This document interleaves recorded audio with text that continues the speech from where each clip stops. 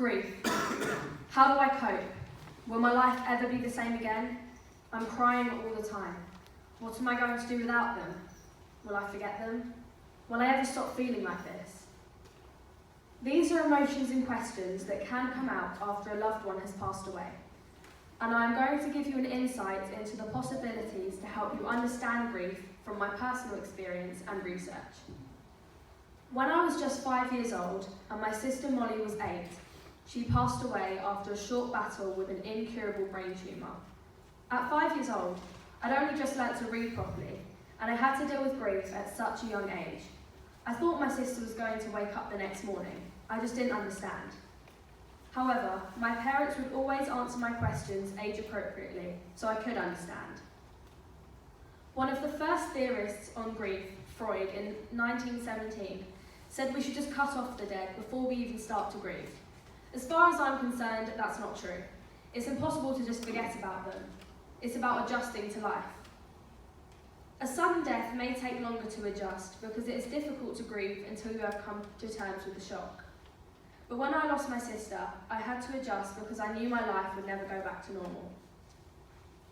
Many people believe that grief happens in stages: denial, anger, bargaining, depression, and acceptance. I couldn't disagree with this more. The Grief Encounter Children's Charity like to look at grief as an upward spiral, where you start at your darkest time of the death, and then any feelings and emotions can be felt and repeated at any point in your life. I believe this theory is an accurate way to describe grief. Another theory I agree with is Bonanno's in 2010. He believes everyone has the inbuilt emotional intelligence and resilience to handle death. It's just how people choose to use it. Grief can feel like drowning, but the way I deal with grief and keep my head above the water is by talking about it. It makes a huge difference if you let it all out rather than bottle it up. One of the ways my family and I cope with grief is by letting off balloons and lighting candles every year on the anniversary of Molly's death and her birthday.